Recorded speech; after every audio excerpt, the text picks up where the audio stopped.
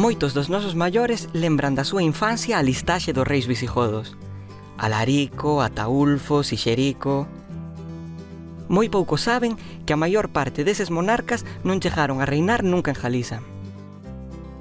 Aquí, no contexto de inestabilidade política durante a desintegración do Imperio Romano de Occidente, o pobo xermánico que se asentou foron os suevos, concretamente no ano 409. Viaxar pola Galiza medieval pasa de xeito obrigado por visitar Braga. Aquí estivo situada durante varios séculos a corte dos monarcas dese reino que os suevos fundaron. Son Carlos Dixó, historiador e profesor de secundaria.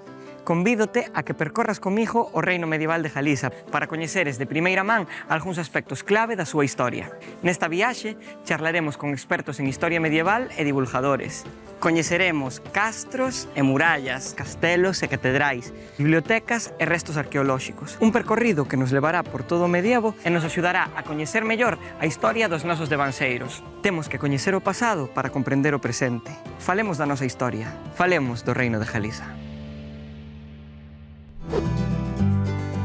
No 411, o líder suevo Hermerico proclamouse rei de Galiza, un reino que foi independente até o ano 585, no que pasou a formar parte, xunto con Hispania e o sur da Galia, dos dominios dos visigodos de Toledo. Os suevos fundaron un reino aquí, mas nun primeiro momento loitaron cos galaicos para impor o seu poder. Se os francos nomearon Francia e os anglos Inglaterra, podemos falar entón dun reino galego. Mais como foi a chegada do pobo suevo? Quen eran os galegos do século V? Claro, eran romanos, quero dicir, xa era un... E non é algo só que aplica ao territorio galego, estamos falando nunha época de... Xa o Imperio Romano foi un poder foráneo que se impuxo, que pasa que a poboación se foi romanizando e despois chegou outro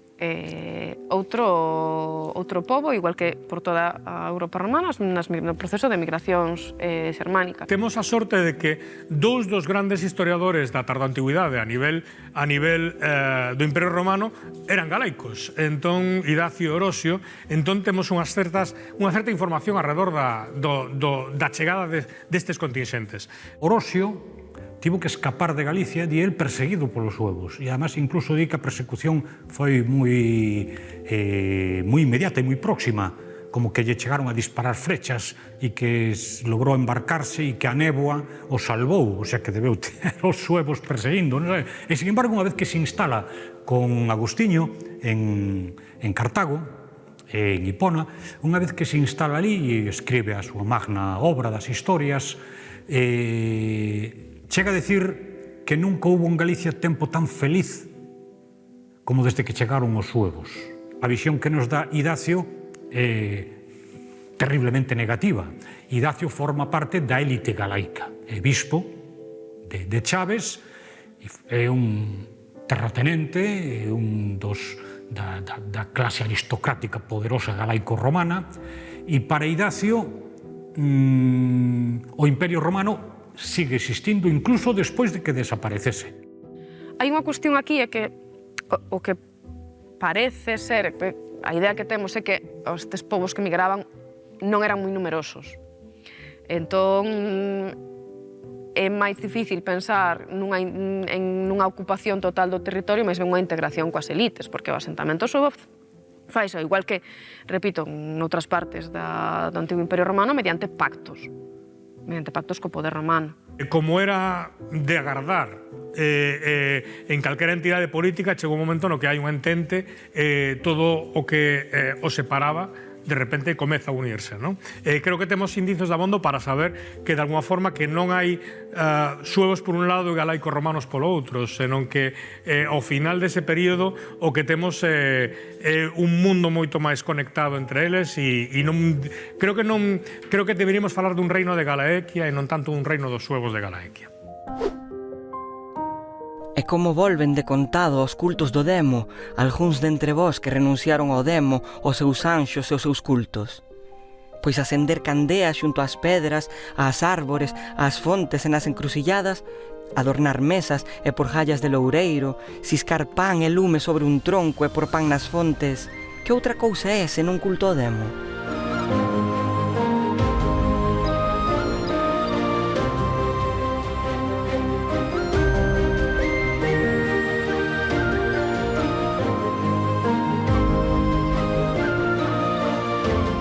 O tempo dos suevos queda moi atrás, porén, algunhas cousas que aconteceron daquela tiveron relevancia moitos séculos despois. E dúas delas teñen que ver cun personaxe fundamental, Martiño de Dumio. Mais, realmente, que é o que sabemos de Martiño de Dume? Un bispo e, pois, en parte, un elemento evangelizador. E, entre outras cousas, intentou, por medio da súa predicación e dos seus escritos, loitar contra certos hábitos pagáns que seguían presentes dentro dunha suposta un territorio cristianizado, pero no que convivían prácticas pagás, como siguen facendo a día de hoxe. En realidade, hai prácticas que perviviron por moito Martiño de Dumio, por moito tal, prácticas que siguen vixentes ata a actualidade. Cando vemos que o Martiño de Dume se enfada cos galaicos porque adoran as pedras e os carballos, a nós o que nos produce sobre todo é risa, porque recoñecémonos, non sei se a nós, pero desde logo sí as nosas aboas que vivían con total normalidade ese mundo mítico, que en realidade o que nos remonta é unha cultura agraria moi consolidada, moi estable, nun territorio que cambiou moi pouco ao longo de miles de anos.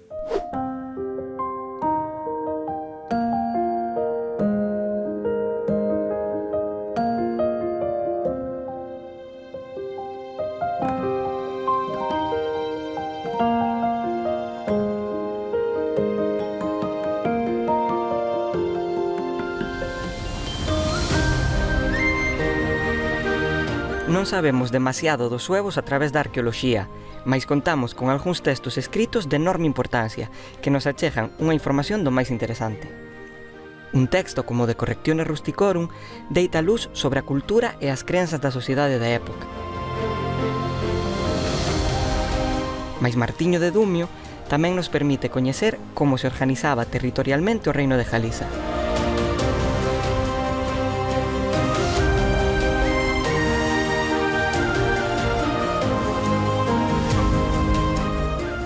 Mais seguimos a ter algo de suevos?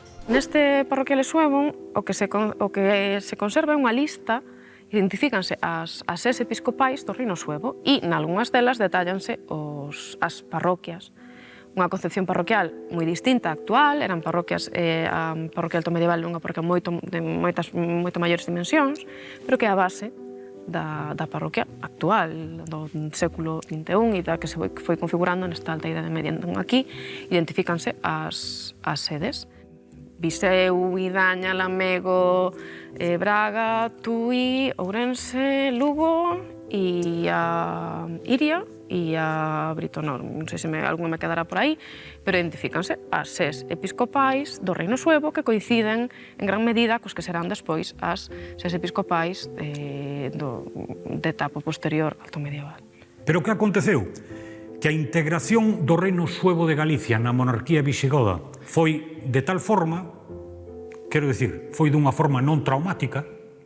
Galicia entra no ano 585 na monarquía visigoda e no ano 589, terceiro concilio de Toledo, todo o reino visigodo se fai católico. E entón, todo ese patrimonio suevo vai a ser integrado en toda a organización visigoda tamén. Creo que o mundo suevo o que nos permite é algo que os galegos axuda moito a construir a nosa identidade. A idea de que este é un espazo que se leva conformando desde hai moitísimos séculos, desde hai moitos máis séculos a veces que a maior parte dos espazos europeos. Os suevos chegaron nunha época moi diferente á nosa e foron un dos varios grupos étnicos que se relacionaron ao longo do tempo até chegarmos aos galegos de hoxe, que como sociedade seguimos en constante transformación.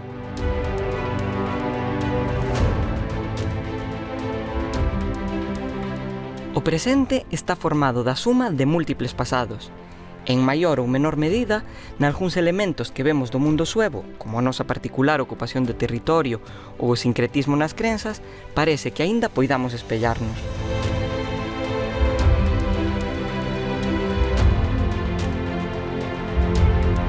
Do que non hai dúbida é de que os suevos iniciaron un camiño que vai durar moito tempo, o do reino de Galiza. E profundar no coñecemento dese reino non debe pasar só por estudar as fontes escritas e os achados arqueolóxicos, senón tamén por revisitarmos, con ollos de historiadores, o mundo que hoxe nos rodea.